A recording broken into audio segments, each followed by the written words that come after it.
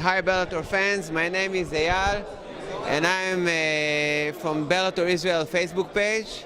With me is Ryan Couture and Randy Couture. Randy is a legendary fighter, a Hall of Famer, and an actor in Hollywood.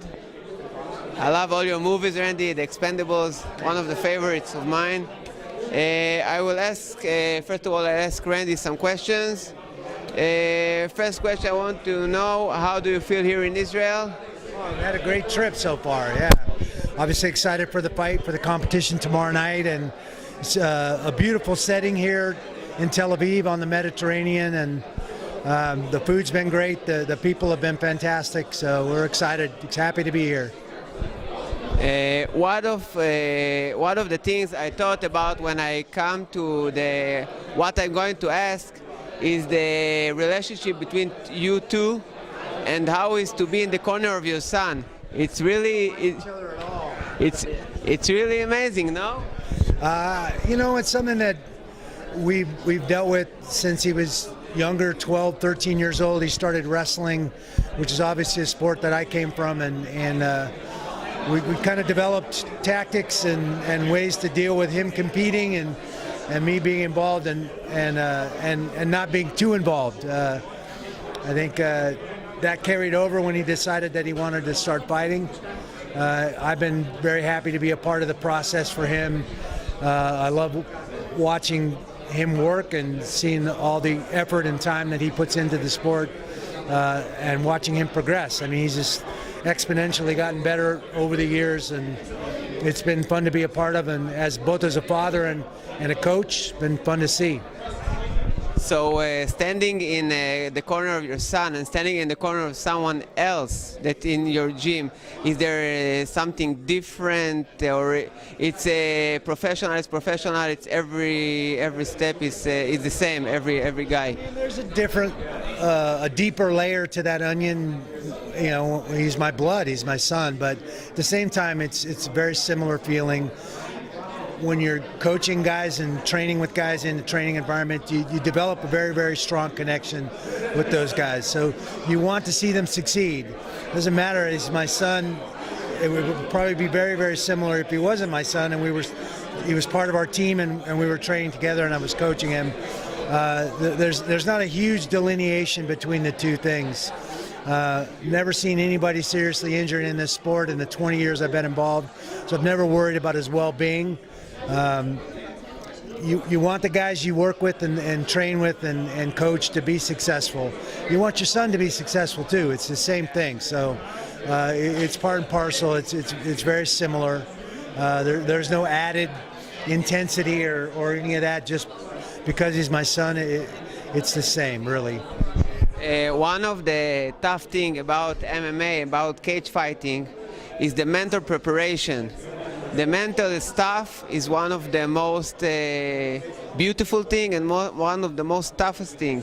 So I wanted to ask if the mental is something you're doing every day, the mental psychology and the mental toughness, or are you getting a coach just for the mental before fights? How you deal with the mental stuff? I think it's something you have to practice on a weekly basis, on a daily basis. The more you practice it, just like practicing your arm bar or your striking and kicking technique, the more you do it, the easier and better you become at it. And it's something we talk about. We talk about with all the athletes at Extreme Couture. Visualization exercises, framing things properly, but pushing yourself in the training environment pushes back that breaking barrier. Those are all part and parcel of that mental skills training to be able to go out and deal with the adversity of competition. It's something he started learning and developing through the sport of wrestling, and he's carried over into fighting. It's certainly something that I feel fortunate to have been exposed to as part of the national team in wrestling, and actually having a sports psychologist to confer with and to talk about it, what I was thinking, where I felt like I was letting down and not doing as well as maybe I should. And I think those are skills and things that I can now pass on to Ryan and other athletes that work at Extreme Couture.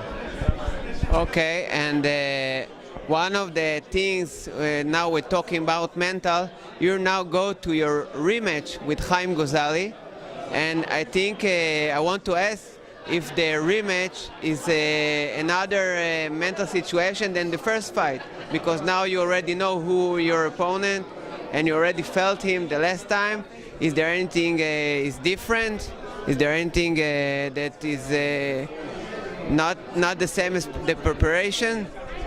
I think we were just able to fine-tune the preparation a little more because we know a lot more specific what to expect from him, how he fights.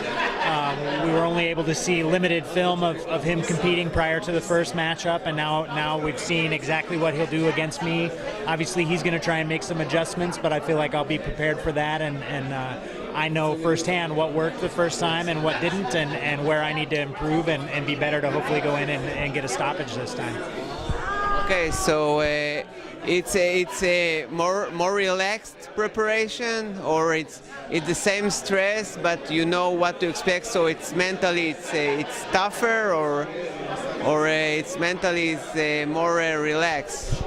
It's a little more focused because I think we have a little better information to work from this time, but a fight's a fight. I still got to be sharp and can't be too relaxed and take it for granted. You know, he's a tough guy, and he's going to be in there fired up, looking to get some revenge for the first fight, and you know, I just have to make sure I'm ready to shut that down and dominate the fight again.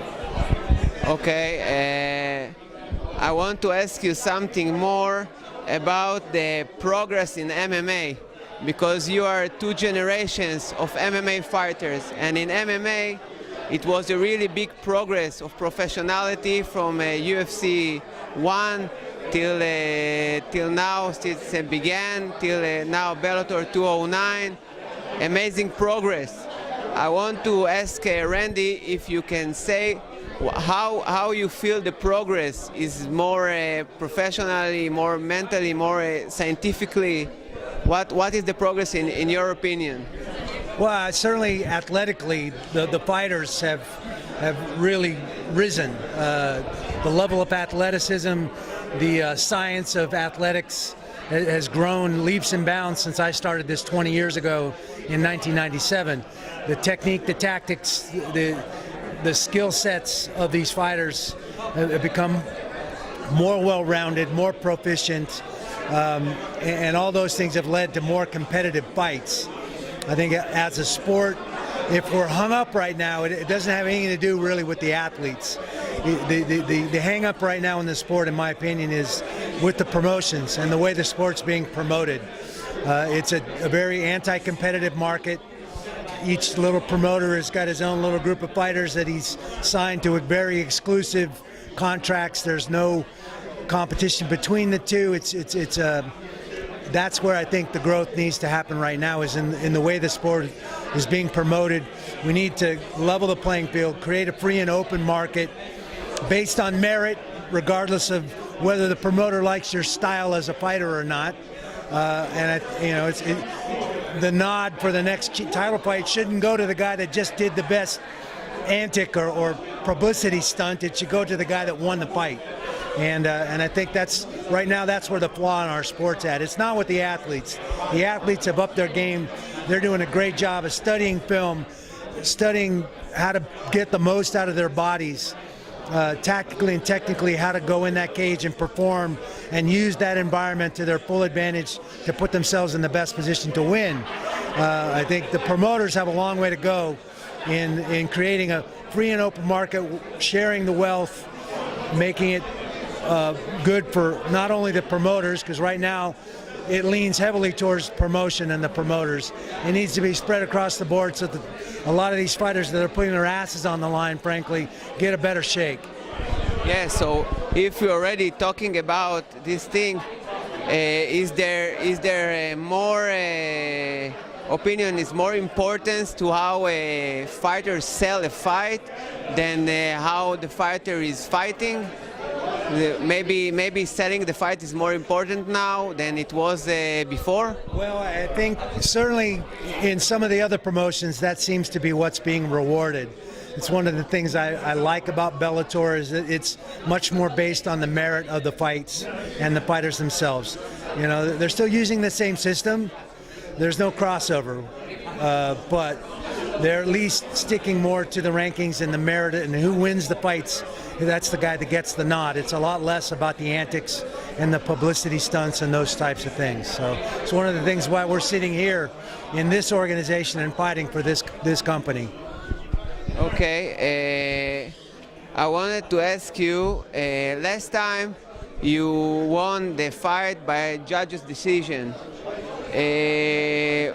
Now that you know what Chaim is and what is the strengths and everything, do you prepare yourself in other way? How you view this fight will go?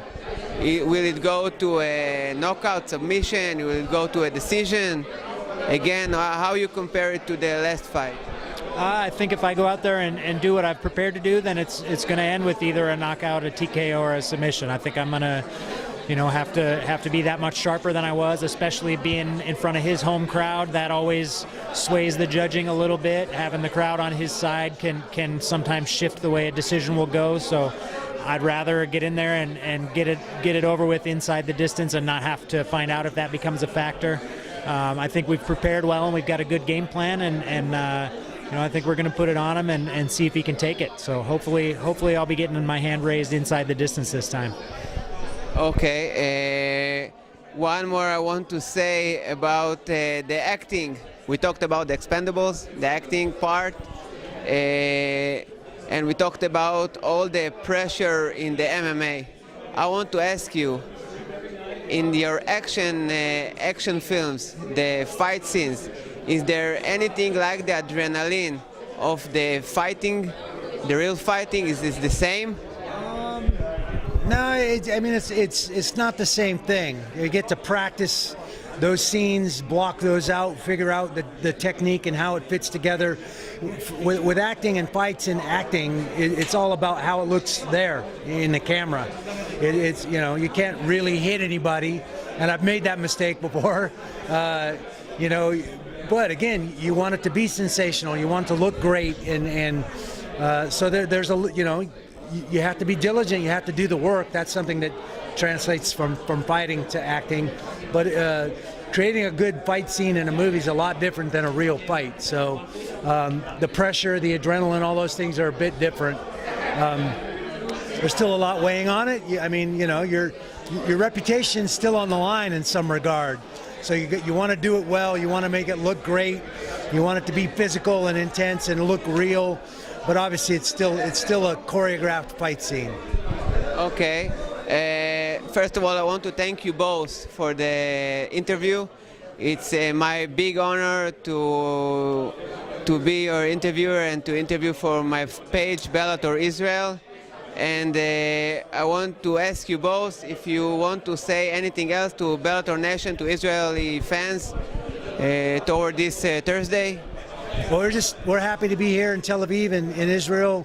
Happy to experience your country and looking forward to putting on a great show tomorrow night. Yeah, absolutely. It's been a fantastic experience. Everyone's been super welcoming, and it's a beautiful, beautiful place. So just feel honored to be here and look forward to putting on a good show and entertaining all the Israeli fans. So I want to thank Randy Couture, and I want to thank Ryan Couture for the interview. It was wonderful. Thank you very much. I'm blessed I can be with you and interview you. A real honor. And thank you very much. And enjoy Israel.